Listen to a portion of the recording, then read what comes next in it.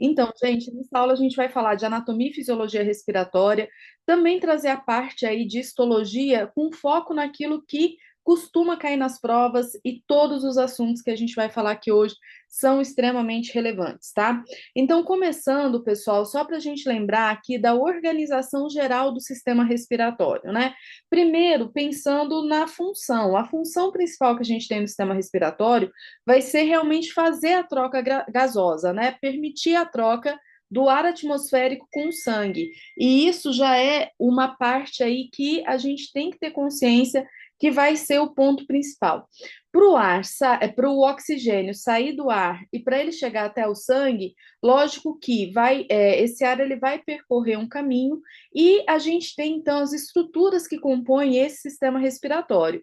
Começa ali, ó, fossas nasais, faringe, laringe, traqueia, brônquios, bronquíolos, alvéolos e pulmões propriamente dito, né? Na imagenzinha aí do lado está representado para a gente, né, as principais estruturas e a gente vai comentar aqui ao longo da aula as partes importantes sobre essas estruturas, também sobre como ocorre a troca gasosa e assim por diante, tá?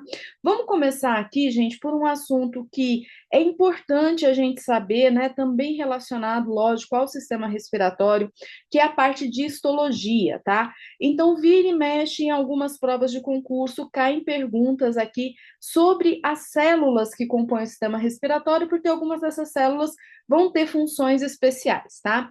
Então, quando a gente pensa aqui, ó, primeiro lugar, nas vias aéreas superiores, tá? A gente vai ter como parte que compõe essas vias aéreas a cavidade nasal, a faringe e a laringe, tá?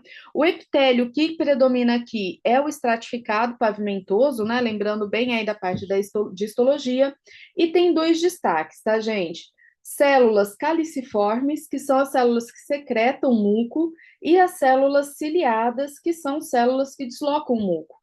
Então, na verdade, todas as células desse epitélio estratificado pavimentoso, né, desse tecido epitelial, ele pode ter esses dois componentes, tá? O muco ele é secretado justamente para ajudar a bloquear a passagem de substâncias estranhas, né, que cheguem, para que essas substâncias não cheguem até a área de troca gasosa, que é o alvéolo, e as células ciliadas, elas empurram esse muco em direção ascendente, então, para ser expectorado, para ser expelido, tá? Quando a gente pensa nesse epitélio, então as funções principais que a gente vai ter são as seguintes, ó, atenção aqui, ó, filtrar, umidificar e aquecer o ar.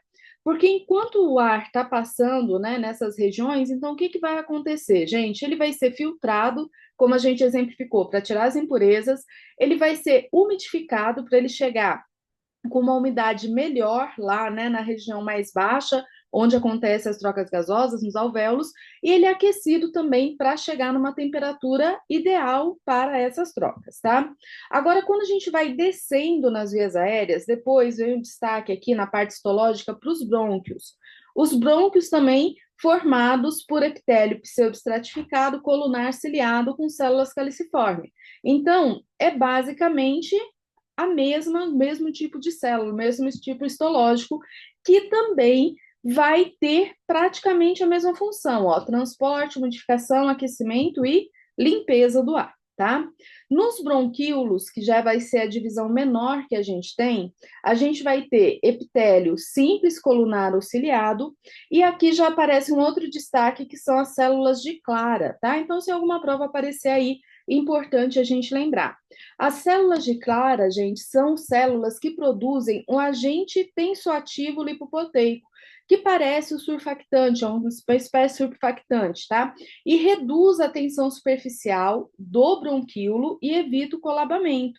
Então, como os bronquíolos, normalmente, principalmente os mais terminais, eles já não possuem mais tecido cartilaginoso, né, para mantê-los abertos, ele possui só tecido muscular, é importante ter essa substância tensoativa para reduzir essa tensão. O que é essa tensão, gente? É uma força que tende a fechar o bronquíolo, assim como acontece nos alvéolos, né?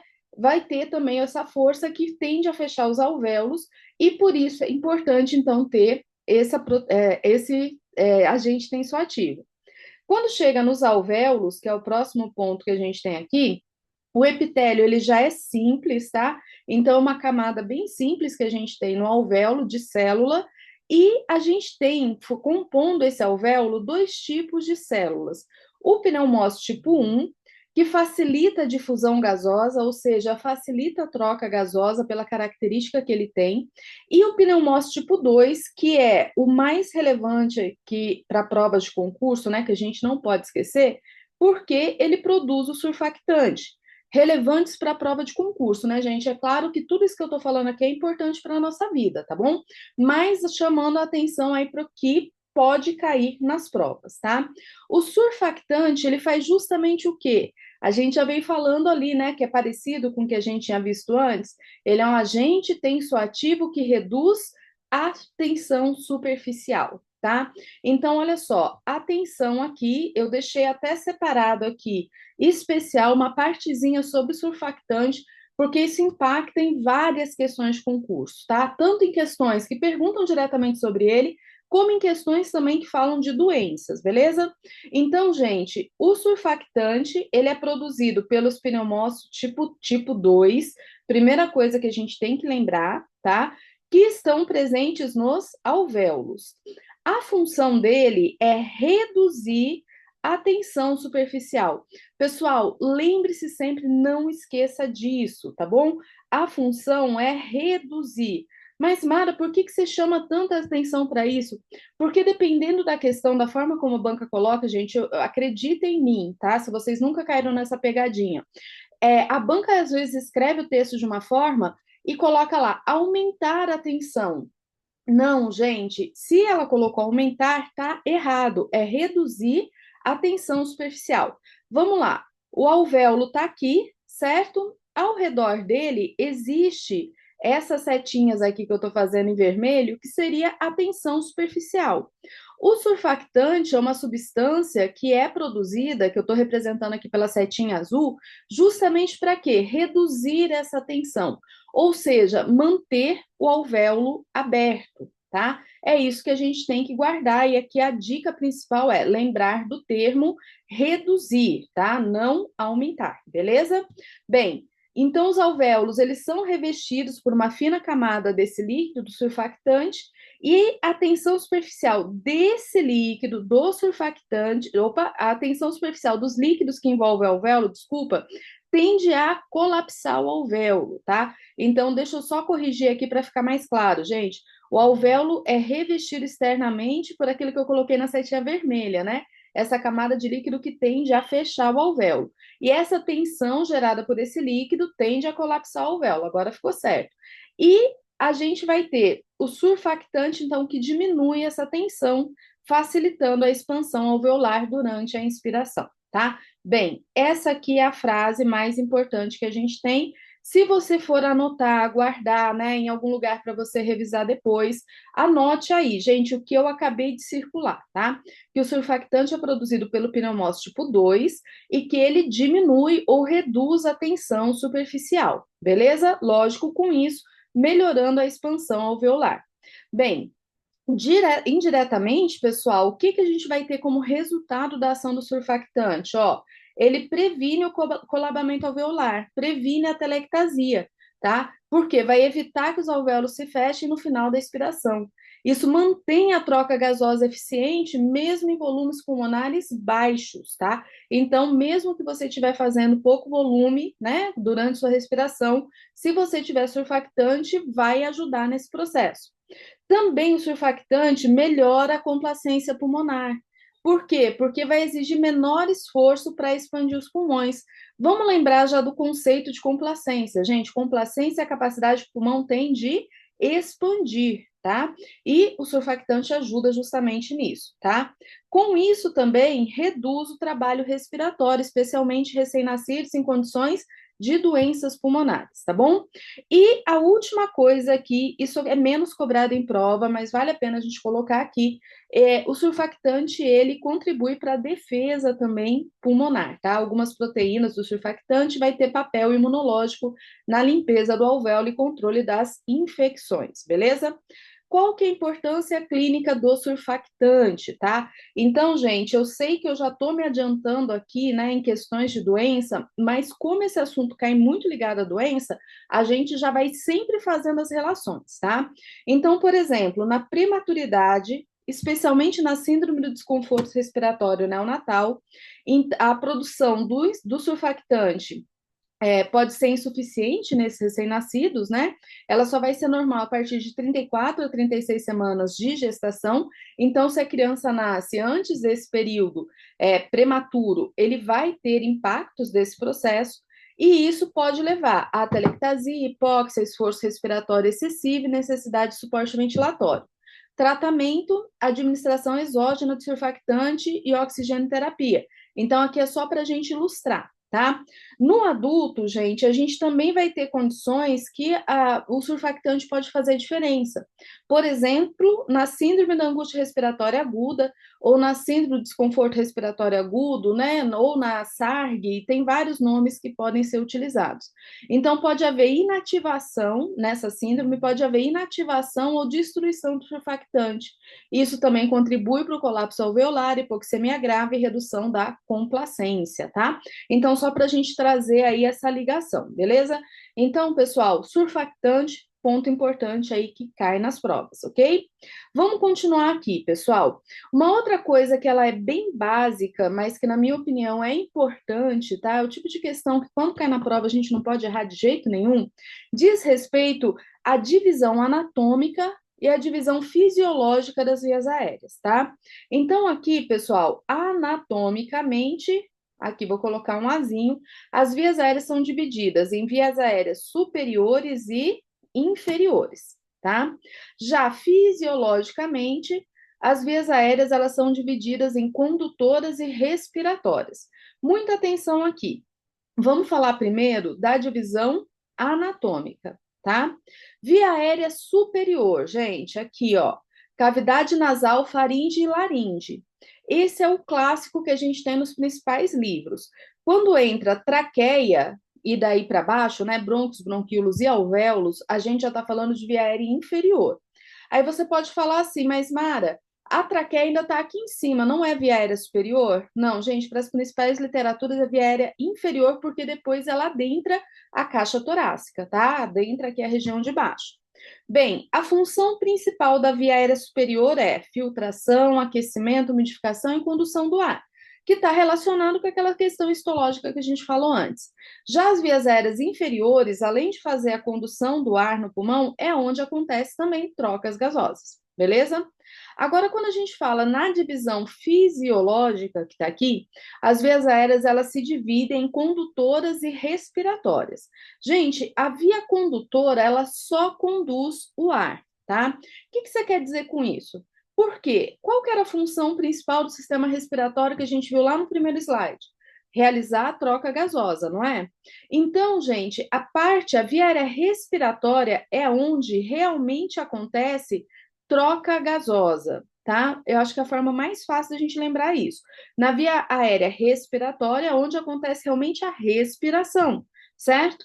Então, aqui nessa parte condutora, que vai da cavidade nasal até os bronquíolos terminais, vai acontecer apenas condução. É para o ar chegar filtrado, umidificado e aquecido até a área respiratória, que é composta pelos bronquíolos respiratórios e alvéolos, tá? Ductos alveolares e alvéolos, que é onde realmente vai acontecer a troca, beleza? Bem, pessoal, aqui também já caiu diversas vezes, né? Questões de concurso com pegadinha. E uma coisa fácil da gente lembrar é o seguinte, ó, se é respiratória, o bronquíolo é respiratório. Às vezes a pegadinha principal é colocar que o bronquíolo terminal faz troca gasosa, mas pelas principais literaturas, as questões também não, tá? É o bronquíolo respiratório. Bem, então aqui a parte de divisão. Continuando nas partes anatômicas que podem cair mais nas provas, presta atenção nisso aqui, gente.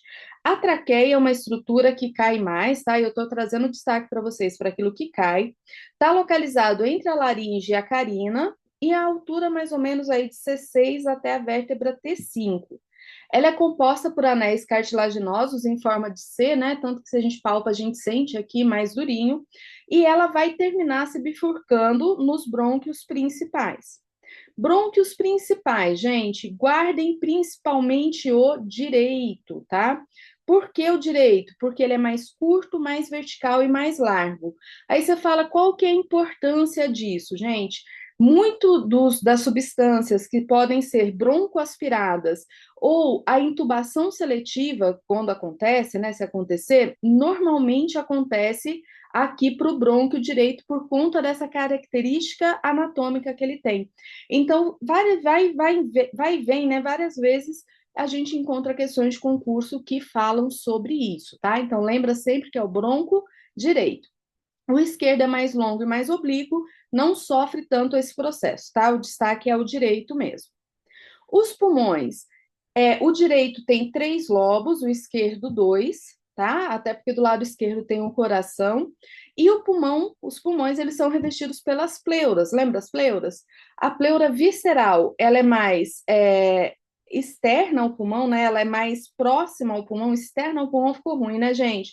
Vamos colocar assim, ó. Ela está mais próxima ao pulmão, né? Está diretamente ligada a ele, e a parietal está mais próxima à caixa torácica, né? Então, vou colocar aqui, próxima à caixa torácica, acho que fica mais fácil da gente entender assim. Entre as pleuras existe uma cavidade chamada de cavidade pleural que tem uma pequena quantidade de líquido que é lubrificante aí para acomodar o movimento, né, do pulmão, das pleuras, quando a gente respira. E a outra estrutura aqui que a gente destaca é o hilo pulmonar, só para a gente lembrar, que é a região onde tem entrada e saída de estruturas, né? Os brônquios, os vasos pulmonares, os vasos linfáticos, tá bom? Então, parte anatômica principal, né, compondo aqui as vias aéreas, são essas as estruturas que se destacam, mas também, gente, não tem como a gente falar de sistema respiratório, respiração, né, a parte anatômica, fisiológica, se a gente não lembrar das estruturas ósseas e musculares que estão diretamente relacionadas, tá? Então, a gente tem como estrutura óssea e muscular diretamente relacionada ao sistema respiratório, claro, a caixa torácica, formada pelo externo, vértebras, costelas e cartilagens, né, que vão ligar essas estruturas. E eu acho interessante a gente sempre lembrar a classificação das costelas, tá? Também já foi tópico aí muito cobrado em provas, então vira e mexe as bancas voltam a cobrar, é importante lembrar. A gente tem 12 costelas, da primeira à sétima são chamadas de verdadeiras, porque elas se ligam diretamente ao externo. A oitava décima é chamada de falsa, porque elas se ligam indiretamente, elas vão se ligar por uma parte cartilaginosa, de cartilagem, e depois a gente tem a 11ª e a 12ª, que são costelas flutuantes que não se ligam ao externo. Tá bom, costela, caixa torácica muitas vezes cai, mas falando de anatomia, o grande destaque mesmo é a parte muscular, especialmente o diafragma. Por que o diafragma? Porque ele é o principal músculo respiratório, ele é o que mais cai em provas, tá? Ele aqui a gente tem que saber os detalhes sobre ele, eu já vou detalhar aqui no slide da frente. Mas antes disso, vale a pena a gente lembrar, né? Que ajudando o diafragma, a gente vai ter músculos que os ajudam. Então, ó, o intercostal externo é um músculo que ajuda o diafragma, que é o principal. Vamos sempre lembrar o seguinte, gente, que inspiratório é o externo, tá? Então, se precisar em algum momento, alguma prova, lembrar disso, né? É intercostal interno ou externo. O inspiratório é o externo, troca aqui o I com o E, né? Por quê? Adivinha só, o expiratório vai ser o interno, né? Então, ó, expiratório vai ser o interno aqui quando a gente fala nos intercostais, tá bom? Mas vamos lá. Então, ajudando o diafragma, a gente tem intercostal externo e tem a musculatura que só é ativada no esforço, como esternocleido e escaleno. A expiração, ela normalmente é passiva, quando a gente está em repouso, respirando normalmente. Agora, quando a gente está no esforço, quando a gente está com uma insuficiência respiratória, quando você está, por exemplo, né, vai fazer uma tosse, uma expiração forçada, você ativa os abdominais e os intercostais internos. Bem, o grande destaque é o diafragma, então vamos lá, gente. Anatomicamente, o diafragma ele é um músculo diferente, né? Porque ele tem uma forma de cúpula. E essa cúpula ela vai ser dividida em duas partes, tá? A porção crural, que é essa que eu pintei de amarelinha, mais medial, certo?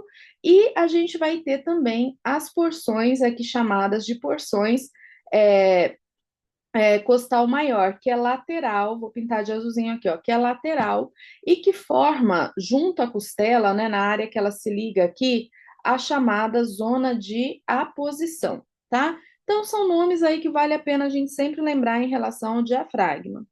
Quando o diafragma se contrai, então ele está aqui, né, na forma dele de cúpula ali relaxado. Quando ele se contrai, essa cúpula se abaixa, tá? Então, ó, a cúpula central abaixa em virtude da contração das fibras da zona de aposição. E isso, gente, diminui a pressão pleural, que é a pressão aqui de cima.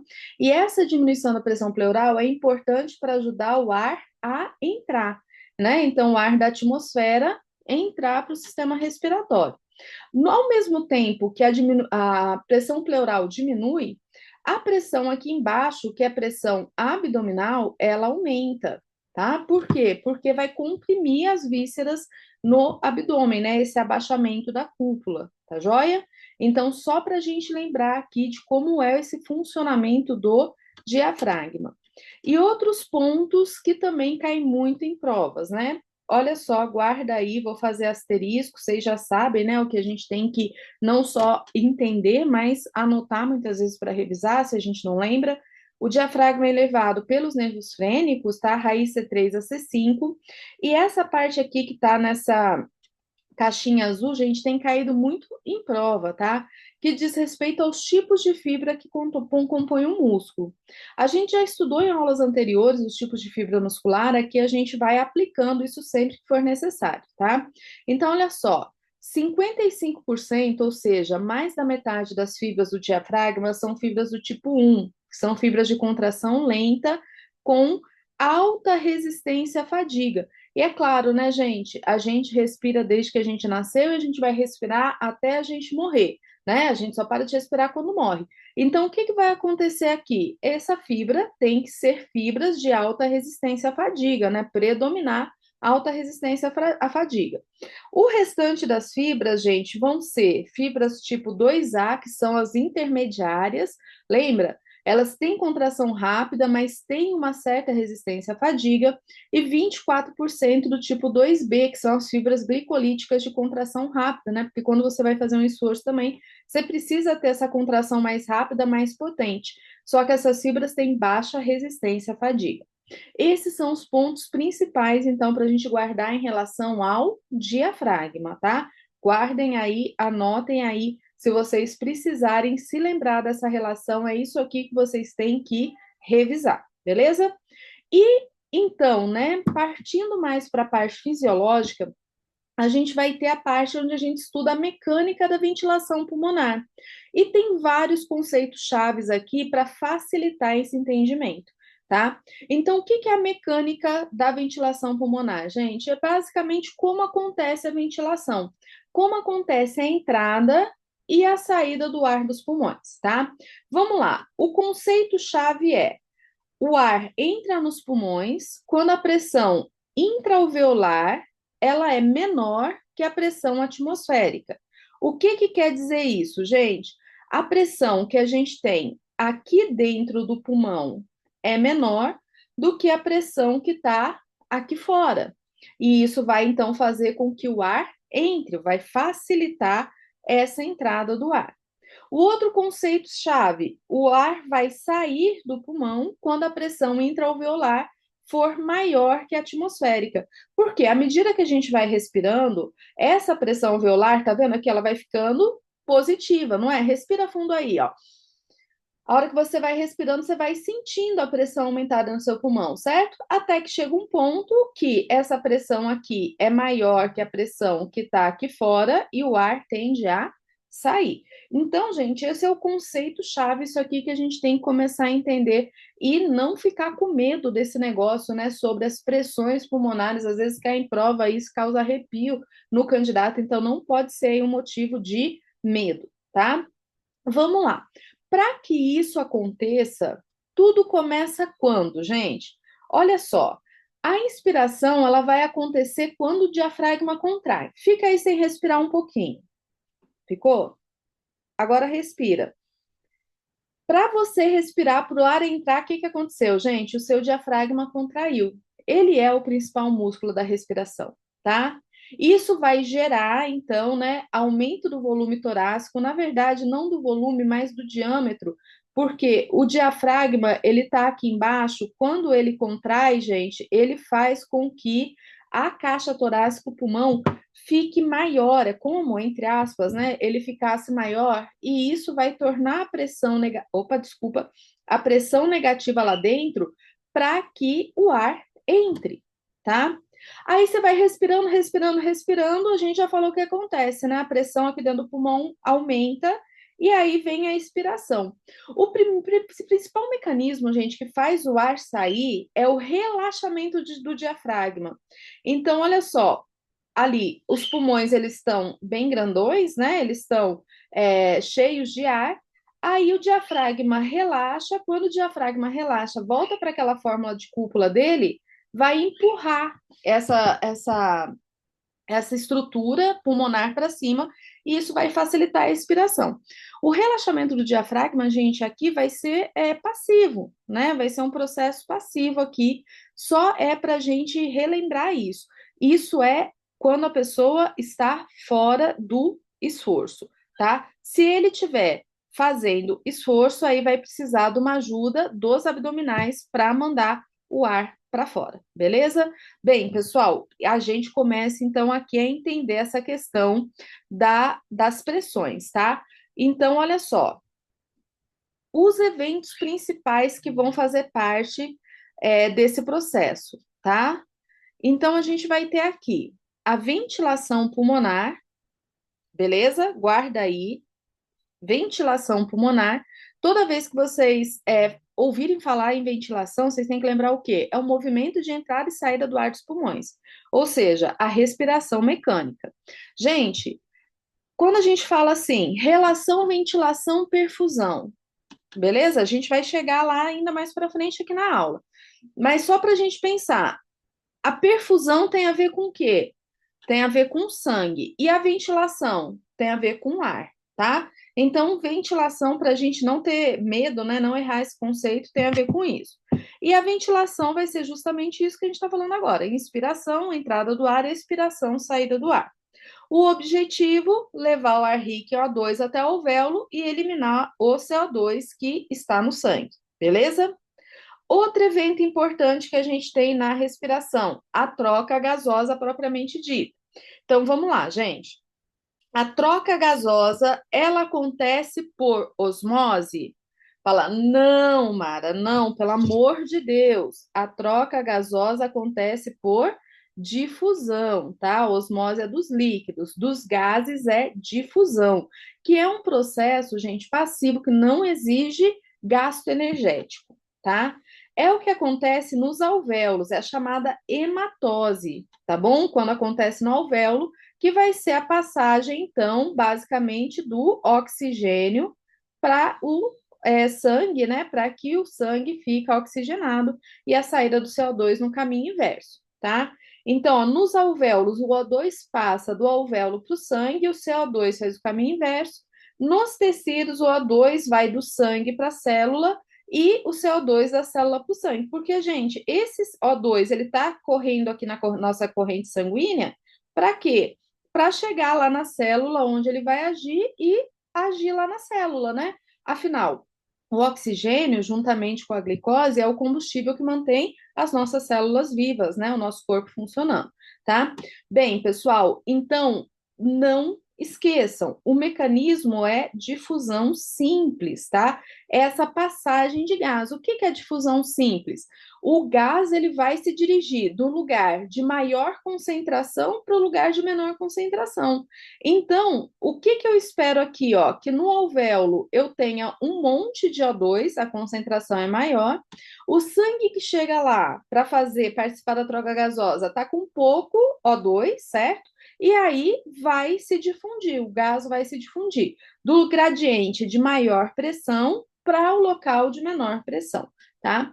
Isso vai ser regido pela lei de Fick, que também a gente já vai falar mais dela, porque é importante a gente guardar os detalhes da lei de Fick. Mas já começa a lembrar aí, gente, lei de Fick é a lei de difusão dos gases, tá? Cai muito em prova de concurso e depende dessa diferença de pressão parcial, né? Então, se eu tenho aqui, ó, um local que tem muito oxigênio, ele vai se dirigir para o local que tem menos oxigênio. Também depende da área de troca. Quanto maior a área de troca, melhor é essa difusão. E a gente tem que lembrar que no pulmão, né, nesse arranjo que a gente tem entre alvéolo capilar, a área de troca, de contato é muito grande, graças a Deus, né? Isso que mantém a gente aí vivo, bem, mesmo quando a gente fica doente. E a espessura da membrana. Essa membrana que é alvéolo capilar, ela é muito fina. Então, essa finura da membrana é o que facilita também essa troca, essa difusão, beleza? Então, aqui a gente guarda esses eventos, evento troca gasosa. O outro evento importante que faz parte da respiração, o transporte de gases. Esses gases, gente, o oxigênio, o dióxido de carbono, ele vai ser transportado para o nosso corpo pelo sistema circulatório. A gente acabou de falar, né? Pelo sangue, certo? Tanto que quando a gente precisa fazer um exame para ver como é que está a troca gasosa, para a gente avaliar como é que está índices, né, de oxigênio, de gás carbônico no corpo, a gente vai fazer qual exame? Vai fazer a gasometria, né? Que vai tirar o sangue e vai medir ali direitinho quais são esses índices, certo? Atenção, gente, isso aqui pode parecer bobagem, mas não é. Faz diferença aí na hora da prova, tá? O O2, ele é transportado principalmente ligado à hemoglobina, ok? Já o CO2, ele é transportado dissolvido no plasma, ligado à hemoglobina ou na forma do íon bicarbonato, tá bom? Isso faz diferença mais à frente para a gente entender alguns distúrbios, tá? Então, guarde isso que é importante. E o outro ponto é qualquer alteração nesse transporte, claro, pode levar à hipoxemia ou à acidose, né? Diminuir a oferta de oxigênio ou aumentar a retenção de CO2, beleza? Lembra que a gente está construindo aqui pensamentos, né? Principalmente para quem tem mais dificuldade nessa área, e mais para frente a gente usa tudo isso. Então, por isso que todas as aulas são importantes. E eu não vou ficar aqui gastando tempo nem o meu, nem de vocês, para falar coisa que não tem importância para a prova, tá, pessoal? Bora lá então. E a regulação da respiração, gente. Então, por que a gente respira, né? A gente respira voluntariamente? Claro, se eu pedir para você assim, ou respira fundo, você respira fundo, não respira? Mas, gente, muito do que a gente faz de respiração, ela é coordenada num nível subcortical, no bulbo e na ponte, no tronco encefálico. É como se a respiração fosse um ato involuntário, melhor, automático, tá? Então, tem estruturas, grupos neuronais no bulbo e na ponte, que controla o ritmo respiratório de maneira automática e involuntária. Então, mesmo quando a gente não está pensando que tem que respirar, a gente está respirando, né? E ainda bem que a gente não tem que pensar nesse tempo todo, né, gente? Senão não ia dar certo, né? Como é que ele controla isso? Então, principalmente, atenção aqui também, porque a gente tem quimiorreceptores centrais que avaliam os níveis de CO2 e pH no líquor e quimiorreceptores periféricos que avaliam os níveis de O2 no sangue e informam essas estruturas, tá? Então, esses quimiorreceptores, não é receptor, o receptor sempre capta uma informação e leva para o sistema nervoso central. E aí, por exemplo, pode te dar, né, um comando lá no sistema nervoso central para você aumentar a ventilação, para você respirar fundo, para você aumentar a frequência respiratória, para você diminuir, dependendo da informação e da necessidade do seu corpo naquele momento, tá? O objetivo sempre manter a homeostasia, a homeostase da troca gasosa e do pH sanguíneo, né? Assim que a gente funciona, beleza? Então vamos lá, gente. Eventos da respiração, tá? Ventilação, troca gasosa, certo? Aqui a gente tem o transporte dos gases e a regulação da respiração. Todos esses pontos são importantíssimos para as provas, né? Para a nossa vida também, claro, né, gente? Mas aqui a gente está dando foco para aquilo que cai em provas. Bem, e as pressões envolvidas nesse processo todo, né? Então, foi o que eu disse ali antes para vocês, né, gente? A gente não pode ter medo das pressões, né? Tem gente que, a hora que chega na prova, que vê uma questão que fala de pressão, né, das pressões e na mecânica respiratória, fica meio apavorado. Não, vamos lá. As principais pressões vão ser atmosférica, alveolar, pleural e transpulmonar, certo? Pressão atmosférica, gente, é a pressão no ar no ambiente externo, serve de referência para as demais, tá? É o ar que está aqui fora. A pressão alveolar é a pressão dentro do alvéolo. Ela varia de acordo com o ciclo respiratório. A gente já começou a falar disso, né? Ela é negativa quando a inspiração vai começar, à medida que a gente respira, ela fica positiva. A pressão pleural é a pressão no espaço entre a pleura visceral e parietal, sempre negativa em condições normais, tá? Podendo variar um pouquinho aqui, ó, quando você está em repouso ou aqui antes da inspiração, ela fica mais negativa. E a pressão transpulmonar. A pressão transpulmonar é a diferença entre a pressão alveolar e a pressão pleural. A gente vai até comentar mais para frente um pouquinho mais sobre esse conceito, mas esse aqui, gente, seria uma coisa que eu anotaria, porque às vezes, quando cai em concurso, a banca pergunta realmente assim qual é a definição, o conceito, tá? De pressão transpulmonar, tá? Diferença da pressão alveolar com a pressão pleural. Indica a força que mantém os pulmões expandidos, né? E vai variar, lógico, se você está na INS ou se você está na expiração, beleza? Bem, como as pressões elas atuam nos eventos respiratórios. Então, na inspiração, né? Quando eu falo na inspiração, gente, é antes da inspiração começar, porque é um processo dinâmico. Enquanto você está inspirando, isso vai mudar, tá? Então, a gente tem uma pressão alveolar menor que a pressão atmosférica, uma pressão pleural mais negativa, como resultado disso, o ar entra nos pulmões. Quando a gente está com o ar já nos pulmões, né, o pulmão cheio de ar, muda. O que que acontece? A pressão atmosférica, ela fica maior que a alveolar e a gente tem a pressão pleural um pouco menos negativa. Como resultado disso, o ar sai do pulmão, tá?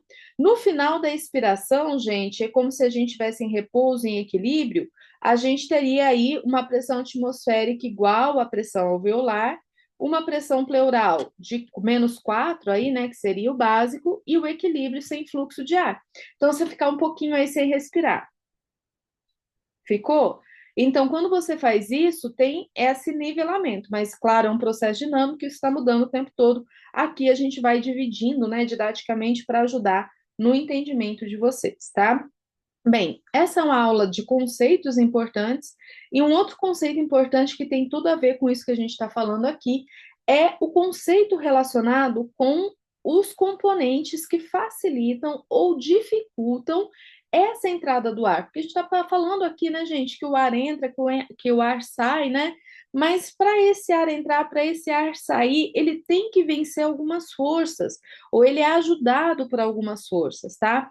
E essas forças aqui, que a gente já dá destaque, são conceitos importantes e que vai permear várias doenças, vários tratamentos na fisioterapia, vários tratamentos na UTI, são as forças chamadas complacência, elastância e resistência, tá? Os conceitos importantes.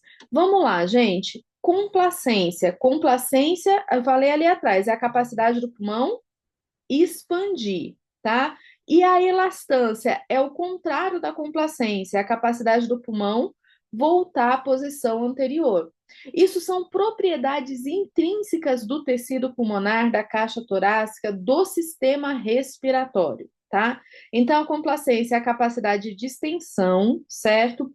A complacência, gente, ela é calculada pelo ΔV dividido pelo ΔP. Variação de volume pela variação de pressão, tá? E a elastância? A elastância, a gente falou, é o contrário, é a capacidade de retornar à forma original. Tanto que é contrário de complacência que a elastância é representada pelo quê? 1 dividido pela complacência, tá? Que é o ΔV pelo ΔP. E a resistência? Gente, resistência nós temos duas. A gente tem a resistência das próprias vias aéreas condutoras. Vocês lembram quais são as vias aéreas condutoras? Tudo até o bronquíolo terminal, né? Tudo onde não acontece troca gasosa. E a gente tem resistência também da própria, do próprio tecido elástico do pulmão, da própria elastância do pulmão, tá? A resistência é uma oposição ao fluxo de ar que passa pelas vias aéreas. Em condições normais, gente, está tudo bem, né? A gente vive bem aqui, todo mundo tem a sua complacência, sua elastância, sua resistência. Quando a gente tem alguma doença, daí principalmente doenças graves, essas variáveis mudam, tá? Então, os pontos mais importantes a gente já vai trazer aqui, ó. A diminuição da complacência acontece na fibrose e no edema pulmonar e o aumento da complacência no DPOC, tá? Então, o pulmão do DPOC ele é mais complacente. O pulmão da pessoa que tem uma fibrose, que tem um edema, ele é menos complacente, menor capacidade de extensão, tá bom? Bem, outros conceitos importantes, vamos seguir aqui. A gente tem os conceitos de ventilação alveolar e também de espaço morto, tá? O que que é isso? Vamos lá, pessoal. A ventilação total, a quantidade de ar que a gente respira, né, ventila, vai ser a multiplicação do volume corrente pela frequência respiratória, né? Isso aqui é o que a gente faz em 1 minuto, certo? O nosso volume corrente, que é a quantidade que entra e sai em cada respiração, vezes o número de vezes que a gente respirou em 1 minuto. Já a ventilação alveolar vai ser o volume efetivo de novo gás, né? De novo, eu não vou colocar só oxigênio, porque é uma mistura de gases, mas daquele gás atmosférico que realmente chega ao alvéolo, tá? Então, para a gente saber qual é o volume que realmente chegou no alvéolo, você tem que pegar o volume corrente, tirar o volume de espaço morto e multiplicar pela frequência respiratória.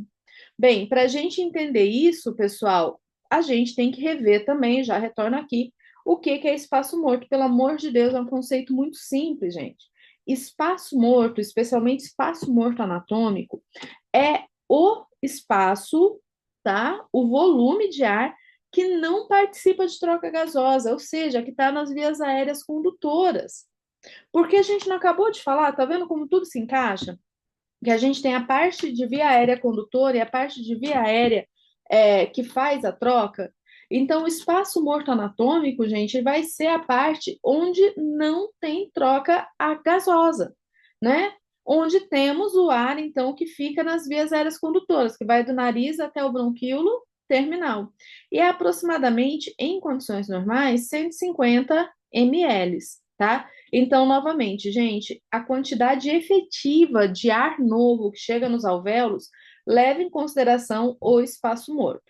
Se a gente está em uma condição normal, gente, fisiológica, né, sem doença, o espaço morto anatômico ele vai ser mais ou menos o mesmo do espaço morto fisiológico. Agora, se a gente tiver em uma condição de doença, por exemplo, uma doença que está dificultando essa ventilação, tá? A gente pode ter um aumento de espaço morto, então a gente pode ter um maior volume no espaço morto chamado fisiológico. Por quê? Porque você tem um volume inalado que não participa da troca gasosa, tá? Acontece em algumas doenças pulmonares, ou seja, aquele ar ele está sendo, né, inalado, só que ele não está participando da troca por conta de alguma doença que está impedindo isso, tá? Então, e aí o seu espaço morto, seu volume de espaço morto aumenta. Consequentemente, pessoal, a gente não colocou aqui, ó, que para você saber se o seu alvéolo está ventilando direitinho, você tem que tirar, desconsiderar o espaço morto. Quanto maior for esse espaço morto, pior vai ser a sua ventilação alveolar. Concordam comigo? Porque se você tem que subtrair, né? Se você pega, por exemplo, aqui 600 e subtrai o que é normal, 150, você vai ter um resultado, certo? Agora, se você pega 600 e você está com 300 de espaço morto, aí você já diminui consideravelmente a sua ventilação alveolar, ou seja, a quantidade realmente de ar novo que está chegando ao alvéolo e, consequentemente, prejudica a troca gasosa, tá? Bem, pessoal, muitos conceitos importantes nessa aula, tá? Todos eles são extremamente relevantes, todos eles devem ser bem entendidos, compreendidos para a gente ter sucesso aí quando a gente for fazer provas, tá?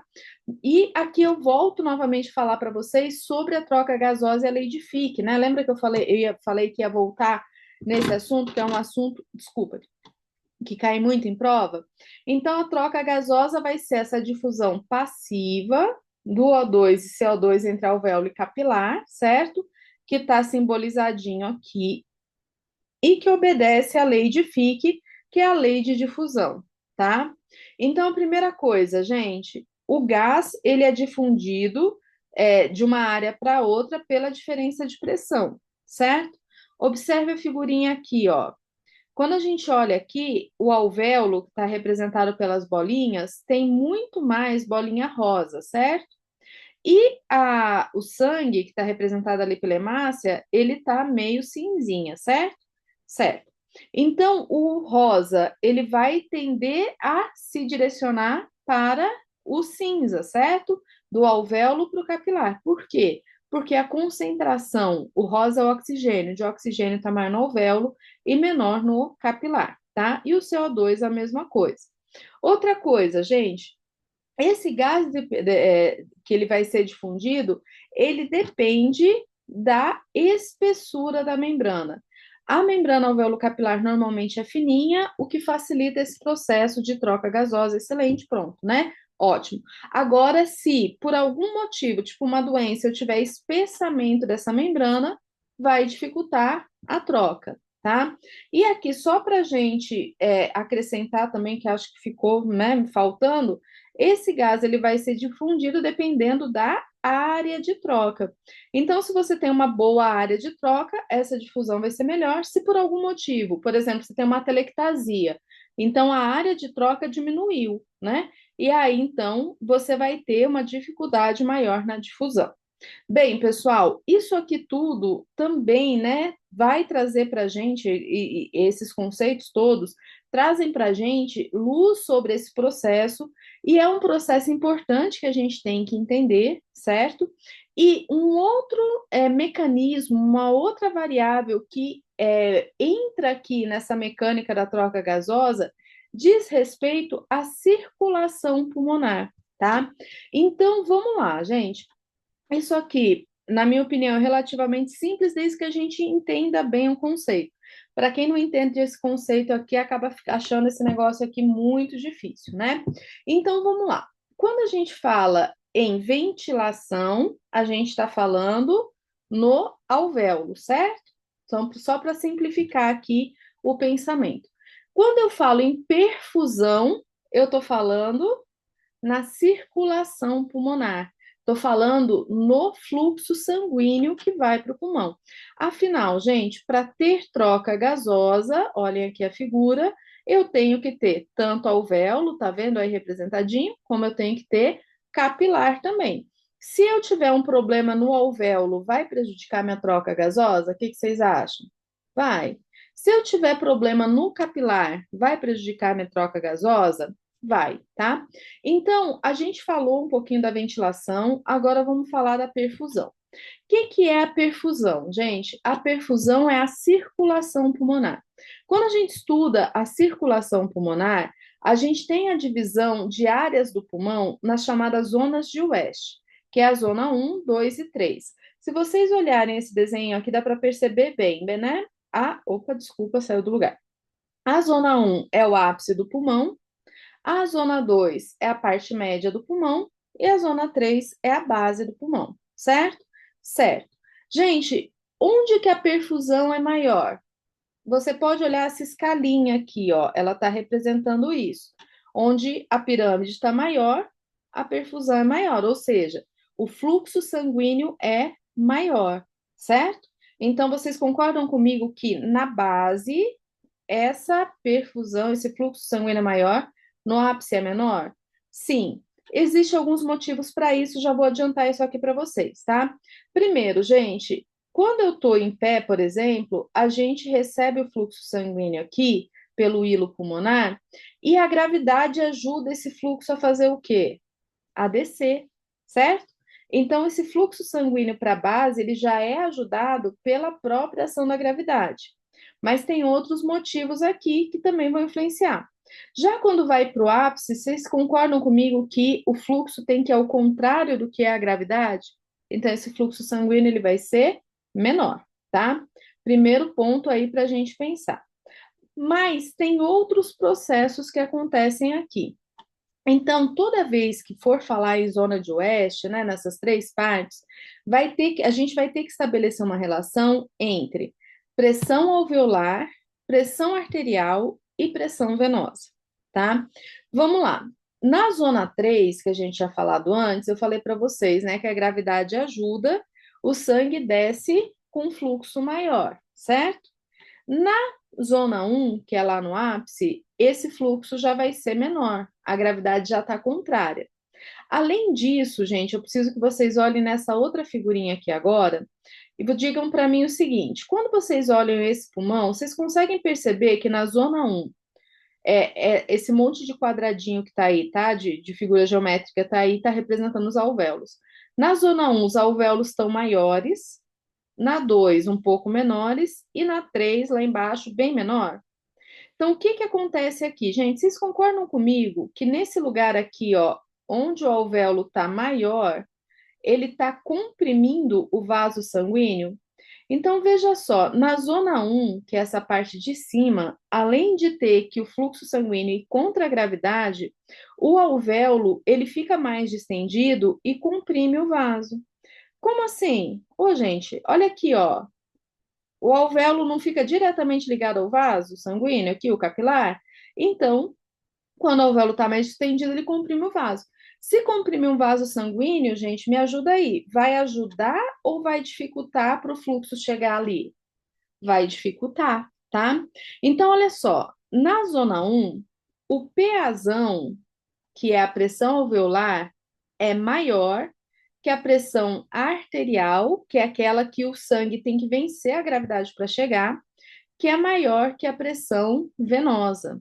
E isso, gente, gera virtualmente um fluxo ausente. Tá vendo que a torneirinha aqui está fechada, né? Esse fluxo é mínimo, certo?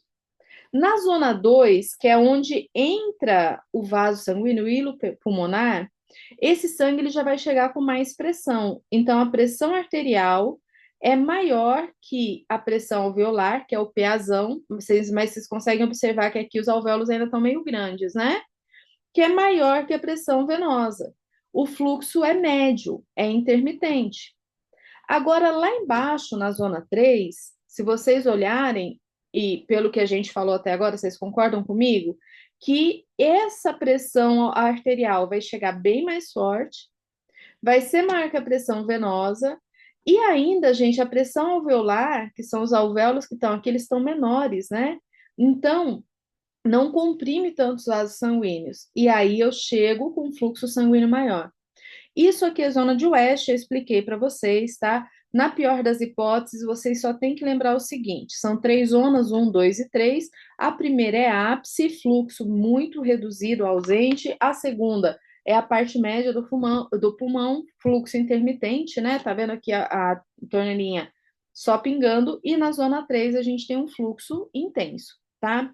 Se em algum momento vocês precisarem lembrar dessa fórmula aqui, dessas relações aqui, uma outra dica que eu dou para vocês é o seguinte, gente, ó, no 1, o PAzão tá na primeira parte, no 2 tá na segunda parte, isso aqui, gente, é só dica de decoreba, tá? No 3 tá na terceira parte, tá? o símbolo aqui sempre é o símbolo de maior, certo? Sempre é o símbolo de maior. Então, ó, no 1, aqui a gente vai ter a PA, a PAzinho na segunda, e tanto no 2 quanto no 3, a PAzinho na primeira, tá? Então, ó, só na zona 1 a pressão do alvéolo é realmente maior que todas as outras. E depois a gente coloca ali no final a pressão venosa, tá? Aqui. A venosa, ela vai ser menor nas duas primeiras e ela vai estar no meio aí só na terceira. Então, isso aqui é só uma dica, porque algumas questões de concurso, elas pedem para colocar exatamente essa simbologia aqui do maior e do menor, né? Eu expliquei para que vocês entendessem aí o conceito fundamental, mas às vezes algumas bancas pedem decoreba realmente, tá? Então, a forma que eu acho mais fácil aí se pedir decoreba é sempre colocar aqui, ó, o PAzão primeiro, certo? A pressão alveolar, para quem tiver dificuldade com isso, tá bom? Bem, pessoal, isso aqui também impacta em um outro processo, que é o processo de ventilação-perfusão. Então, a gente falou da ventilação, a gente falou da perfusão, e depois a gente vai relacionar tudo isso chamado de relação VQ.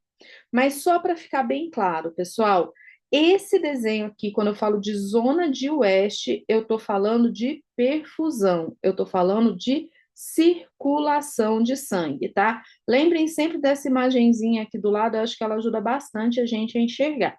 Quando eu falo de ventilação, eu tenho que lembrar o seguinte: a ventilação tem a ver aqui, ó, com esses alvéolos estarem mais ou menos distendidos. Normalmente é estudado em posição ortostática. Então, em posição ortostática, pela ação da gravidade, o peso do pulmão estira a parte superior do órgão, que faz então os alvéolos que estão mais próximos ao ápice ter um volume maior, tá? Vamos lá, gente. Se esse alvéolo ele já está com volume maior, ele já está mais cheio, pensa numa bexiga, né? Você já está com uma bexiga meio cheia, você está com uma bexiga meio vazia. Qual bexiga você vai soprar mais vezes para ela terminar de encher? A pergunta é essa, ó, você está com uma bexiga, um balão meio cheio, você está com um balão mais vazio. Qual que você vai soprar mais vezes para ela terminar de encher? Professora, a de cima, que o balão está mais cheio, eu vou soprar uma vez, ela terminou de encher.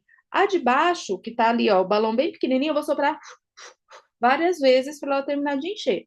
É mais ou menos isso, gente, que eu acho interessante de pensar para a gente entender isso para quem tiver dificuldade, tá? Então, essa forma aqui que foi a melhor forma que eu achei de entender isso. Então, ó, os alvéolos que estão no ápice possuem um volume maior do que aqueles que estão na base, tá? Então, os alvéolos, eles vão ser menores em direção à base. Vocês estão vendo aqui na figura? A gente está com dúvida? Olha a figura aí, tá? Com relação a isso, né, como consequência disso, a capacidade de expandir, gente, vai ser maior quando tiver mais lá embaixo. Ou seja, ele está mais vazio, então eu vou soprar mais vezes e ele vai encher mais, tá? Então, quando a gente fala em gradiente de ventilação, a gente vê que esse gradiente ele é crescente quando você se direciona do ápice para a base, tá? Isso aqui, então, é o que relaciona a, a ventilação, e aqui foi que a gente falou de perfusão. E a relação VQ, né? Então, vamos lá, gente. Olha só, a relação VQ é essa relação que a gente tem entre a ventilação e a perfusão. Ela não é uniforme no pulmão e ela não é uniforme dependendo da posição que a gente esteja, se a gente está em pé, se a gente está em supino, se a gente está em prono, tá? Mas antes da gente chegar nesse ponto, vamos só entender o seguinte, gente. Uma relação VQ normal, é o que está representado nessa figura aqui. Eu queria que vocês olhassem aqui, por favor. Está representado nesse alvéolo central aqui, tá? Então, numa condição normal, eu tenho uma relação VQ próxima a 1, uma relação entre a ventilação e a perfusão. Ou seja, o alvéolo está ventilado e o fluxo sanguíneo está normal. Preciso que vocês olhem aqui embaixo, por favor, o que está acontecendo com esse vaso sanguíneo aqui, ó. Tá vendo que ele está vindo azul, azul, azul? Quando ele encontra o alvéolo, ele fica vermelho? Por quê? Porque ele estava vindo rico em CO2 ou pobre em oxigênio, e aqui ele se torna rico em oxigênio, né? Quando ele passa aqui na frente, ó. Beleza? Entenderam isso? Então, numa situação normal, independente se é base, se é ápice, onde seja, uma relação normal é isso aqui, a gente ainda vai detalhar depois, tá? Só que você pode ter alteração nessa relação VQ. Então, gente, eu queria que vocês olhassem para esse ladinho de cá, onde eu coloquei a seta agora da imagem. O que que vocês estão vendo aí, pessoal? Ai, professor, o alvéolo tá preto, né? É, ele tá meio obstruído, né? Então, quando a gente tem problema aqui, gente, a gente tem problema na ventilação, tá? Tá representando aí o problema no alvéolo. Quando você tem problema na ventilação, o que que acontece com a relação VQ? Ela diminui. 0,1 não é menor que 1? Zero não é menor do que 1? É. Então, você vai ter aqui, gente, um problema de diminuição da relação VQ, tá? Olha só, o que que significa isso? Guarde aí. Ventilação baixa, vocês estão vendo que a ventilação que está comprometida ali? Fluxo sanguíneo alto, isso gera o conhecido shunt, que pode produzir hipoxemia e ou hipercapnia.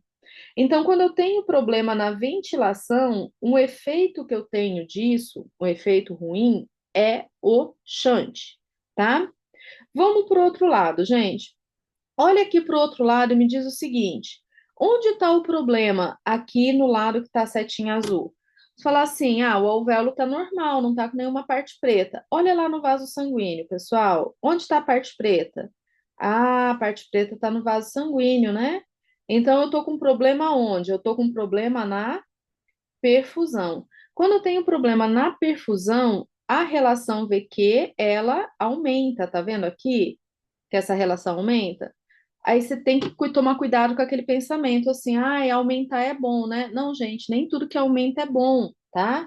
Bom é ser normal, ok? É vida de adolescente aqui, né? Bom é ser normal, é ter relação VQ de um ou próximo a um. Então, se eu tenho, tá? Ventilação alta, tá vendo? O alvéolo tá normal, mas o fluxo sanguíneo por algum motivo é baixo, isso vai causar aumento de espaço morto, tá? Então, aqui eu tenho o efeito espaço morto. De qualquer forma, gente, os dois casos, eles vão causar hipoxemia, tá joia? Quando eu tenho VQ alto, eu tenho hipercapnia também. Então, quando o meu problema é de perfusão, uma doença de vaso sanguíneo, eu tenho hipercapnia também.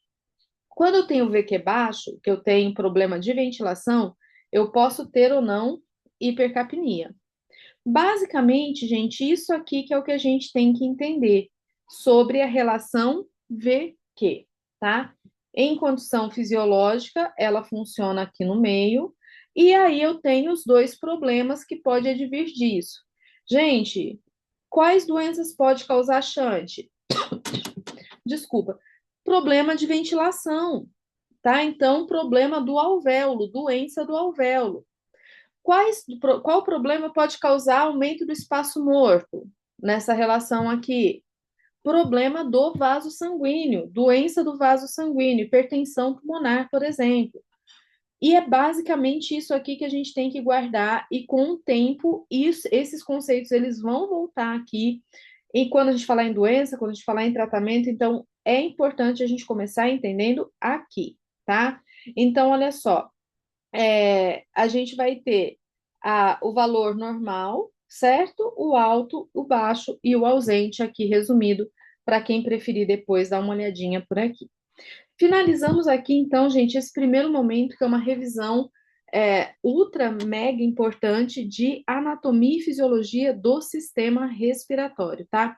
Assista essa aula mais vezes, se você tiver dúvida, leia o PDF, responda as questões, porque quem tem dificuldade em respiratório tem que começar a quebrar essa dificuldade dominando esses pontos aqui. E eu sei que às vezes esse entendimento ele é meio complexo, tá? Então assista mais vezes, leia o e-book, responda questões que vai ajudar vocês e a gente finaliza essa parte por aqui.